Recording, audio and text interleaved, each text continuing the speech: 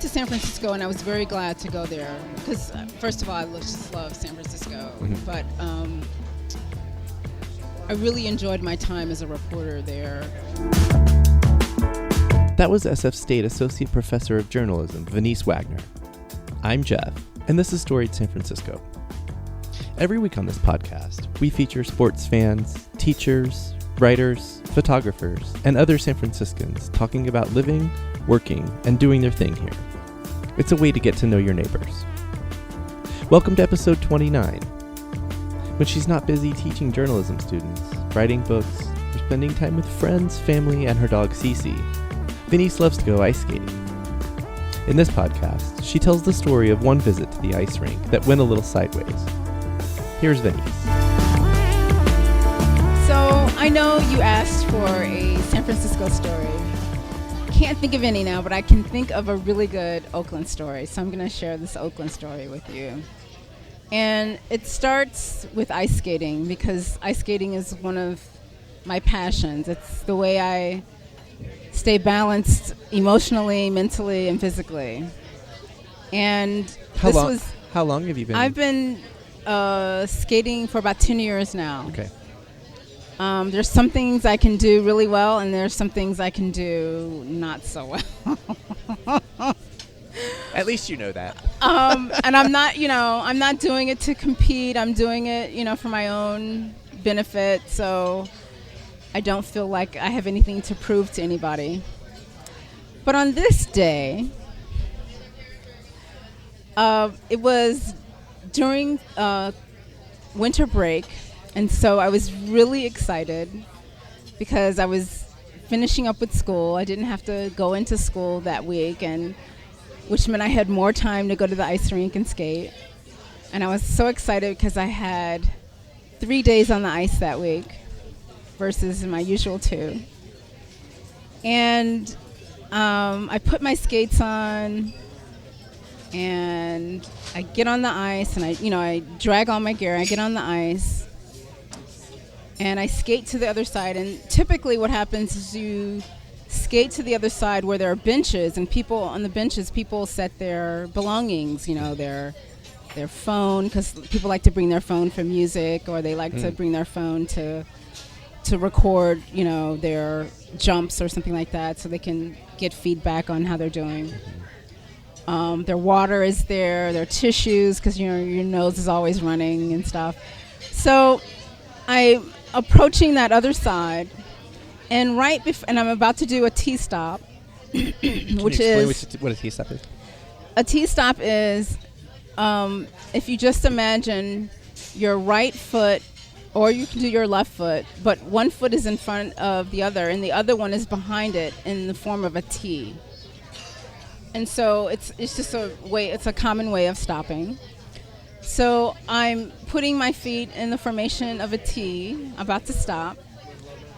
And before I know it, I'm on the back end of my skate, and I can't get the other foot down to stop. And I go up in the air, and I land on my bottom with a crunch. And it knocked so much air out of me that I couldn't even breathe. Right.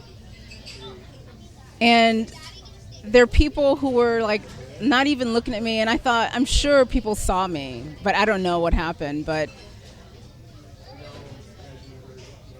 then there were some people over there who were doing things, and I fall a lot, so I'm sure people saw me fall, and they were like, oh, she'll get back up. Well, I did not get back up. Mm-hmm. And I guess after about 30 seconds, and I didn't get back up, and I was coughing and trying to catch my breath. And suddenly someone walks over and says, are you okay? And I'm like, I don't know. I don't think so. I don't know. Not I don't the answer know. You want to hear. I don't know. That means no. And suddenly I'm really afraid.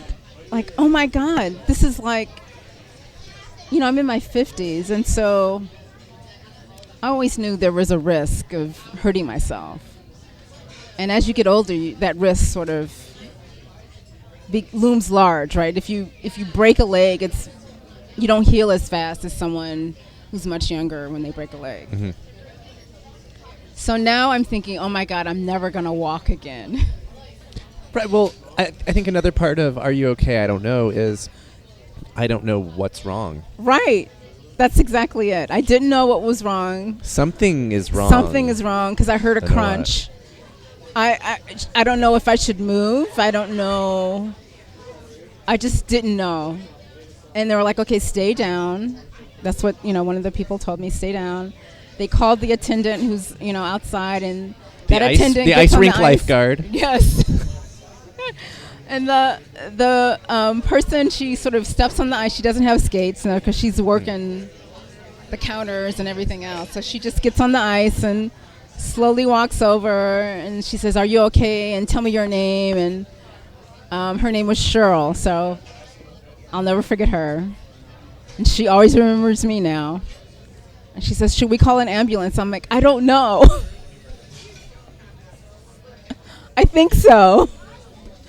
I'm afraid to get up. I was really afraid to move because I thought if I move, I could make something worse and I'll never walk again. Or if I find out like I can't even get up and I fall more on the ice, that would be even worse. Right. So and you said it knocked the wind out of you, right? It totally knocked the wind out of me. Like and that's alarming when that, right? Yeah. When that happens, you don't. Yeah. So one of the coaches had come over and she put her coat on me, and then someone was like, don't move her. And she's like, well, I'm afraid she's on the ice and she's gonna get cold, right, or hypothermia. I was gonna ask if you were getting cold. So she took her coat and she sort of shoved it underneath me to keep me from getting cold, and that was really sweet. And then they brought in a blanket and they put that on top of me, and they called the ambulance, and the ambulance people came to where I was, since I was on the other side of the rink. Right. So they just walked around. But they'd still have to get on the ice. No. Well, yeah, they did, because I was on the ice, right? So they just came on with their tennis shoes, their regular shoes. Yeah. They asked me if I could get up, and I was like, I'm afraid to get up. They asked me if I had evacuated myself, like if I had peed on myself or anything, and I'm like, no. And they're like, that's a good sign. Your first confident answer. Yeah, right. That one I can answer. Okay. And they're like, okay. And then they're like, okay, we're going to try to help you up. And so they helped me up, and they're like, do you think you can walk? I'm like, I don't know, maybe. So they helped me, and they, helped me shuffle up, and they had all a the gurney. way to your feet? No, yeah, to my feet, all but they had a gurney, right? They couldn't bring it on the ice, but they brought it near the ice. Okay. And they sort of walked me to the gurney, and they put me on the gurney, and thank God, because it really hurt walking too. Like, I was in pain. But your legs were working. But they were working. Good sign. A little bit, but it was a good sign. It hurt, but they worked. They worked. Okay. So it's like, okay, I'm not paralyzed. And then I'm starting to feel really stupid and foolish. And it's so funny. Like, you go through all these different emotions. Embarrassment. Yes, embarrassment. Embarrassment, yeah. Embarrassment. Like, oh my God, I'm such a fool. I fell on the ice. As if being on the ice is a natural thing. Right. But, I'm supposedly able to skate, and here I am, like, totally hurting myself. Like, I'm a fool. Were you upset that it wasn't even, like, a move or part of the routine? It exactly. Was just dropping your stuff Yes. off. Yeah. That's the thing. So that there's, just like, shame. There was shame and, like, annoyance and just beating myself up and just anger at myself. There's nothing quite like being mad at yourself. Right? Like when you have no one else to blame but you. Right. So they take me out, and my friends are there. I have some friends, and I was really freaked out too, because later that day, I was supposed to go to court. My husband and I were filing a small claim. My ex-husband and I were filing a small claims against a storage unit company, and we were supposed to go to court that day. So, and then I have my dog in my car, right? So now I'm like, oh my God, I don't know what to do. I don't even know who to call to get help. Like, so I had this friend, and I said, can you do me a favor and move my car off the street into this parking lot? My dog's in there, but, you know, it'll be okay. And then in the ambulance, I'm on the phone, and I'm, like, nearly in tears, just feeling so stupid, continually feel stupid. And I call my ex-husband, and I say, yes, I know we're supposed to be in court at noon today, but I have just had a bad accident on the ice, and I can't walk, and I'm in an ambulance. And then Gigi's in the car. That's my miniature poodle. I'm laughing because I'm imagining what it's like to get that call. And you're like, wait, you're messing with me. It's like, do I believe you? I know. Like, what? You did what? Way too. It just sounds fantastical. Right. Okay. Anyway. But he knows I go to the ice rink all the time, so he believed me, but it was just like so crazy, right? Yeah. So he says, okay, well, I need to go down there and get Gigi. And I was like, well, how come you're not even asking about me? You need to come down here and take care of me. And I'm like, this is why this is why we're separated. Okay. So, anyway. This specific incident? No. Okay. This is one more indication of why. That's for another podcast. You're right. That's for another podcast. I mean, he's a great guy, but anyway. So he says, I'll come down and I'll get Gigi. And I leave the keys with the front desk, the car keys, and with the front desk, so he can just come to the front desk and get the car and drive back up and then go to court. So they take me to Sutter East Bay Hospital. I'm probably not getting that name correctly, but it's in Oakland. In downtown Oakland? Or? It's right there in Pill Hill, so it's right off of Webster. So they took me there. And they take me to the emergency room. They ask me all these questions about, evacuation and can you feel your toes and, all this other stuff. And they're like, okay, those are all good signs. I'm like, okay, great. But I'm in a hell of a lot of pain. Yeah. And so you're sitting in this little room waiting for a doctor to come see you. And it takes forever. I'm sure I waited there a good 45 minutes before any doctor came to see me. So that's both seemed like forever, probably because of your situation. Right. But also literally a long time. Yes. 45 minutes, I feel like just sitting doing nothing. So I'm sitting there, and of course all these other incidents are coming into this little room, because they pulled me out of the waiting room of the emergency room, took me in, and put me in a room, and so you kind of hear things that are going on. So I'm sitting there feeling sorry for myself. I'm freezing. I'm like, when is somebody coming? And then I hear about one guy. I hear the story of one guy. They bring one guy in, and something happened to him. I think he had collapsed, and they weren't sure why he had collapsed. Mm-hmm. And then, so you kind of hear dribbles about the story, right? And me, I'm going to eavesdrop because it's just what I do for a living. We already talked about journalism. Yeah. So I don't remember the exact details of his story, but they were worried about some kind of, I don't know if they thought he had a seizure or something like that. So they do some tests, and they clear him, and they say, the tests were clear, you're fine. And then he says, well, do you think I can get something to eat? And it turns out the guy was homeless. Oh. And I'm like, oh my goodness.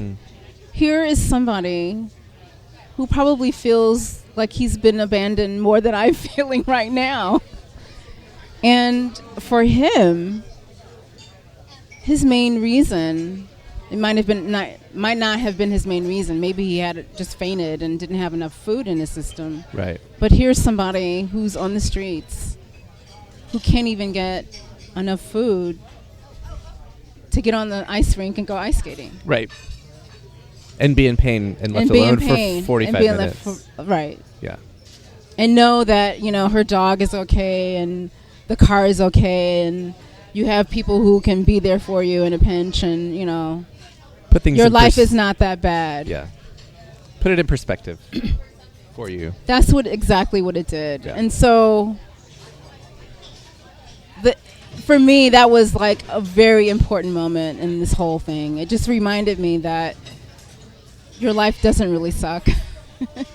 Your life is not really that bad. And actually, after that incident, they took me to the X-rays to get X-rayed. They X-rayed me and said, "You have no broken bones. You're good."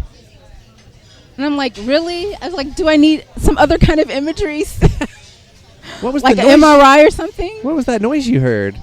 It was my tailbone, and I think it might have been moved when I crunched down. But they did the X-rays, and nothing happened. And they just said, "You have a bruised coccyx, essentially, and we're going to give you some Motrin, and we're going to discharge you." They didn't give you anything stronger than Motrin? They gave me Motrin. 600 milligrams of Motrin. Oh, okay. Yeah. So, I mean, for me, I think I'm telling the story because a lot of what happens in life is about putting it into perspective. And I think sometimes all you have to do is look up at the stars, and that can put everything into perspective. Or you go for a walk on the coast by the ocean, and you look out in the ocean, and that puts everything into perspective. Let me just say there's another part of this, too. Okay. Because while you're feeling sorry for yourself, while you're angry, you're mad, you're shameful, you're all those things, you kind of feel like you're alone. Like, ultimately, I'm the one feeling the pain. No one else is feeling this pain. Ultimately, this is the thing I'm going through right now, right? So you can either think of it all being about you, or you can put it in perspective and remember that it's not really just about you. It's about you and everyone else around you and every other thing around you, and like you're just one piece of what this whole thing is.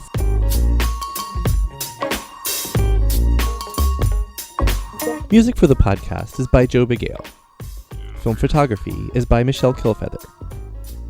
Please follow Storied San Francisco on Facebook, Twitter, and Instagram. All the episodes and Michelle's photos of storytellers are up on our website, storiedsf.com. If you're listening to the podcast on Apple Podcasts, please rate and review the show. You can reach us by email at storiedsf@gmail.com. Thanks for listening. Check back next week when we'll hear stories from drummer and hairstylist Chris Oniswork.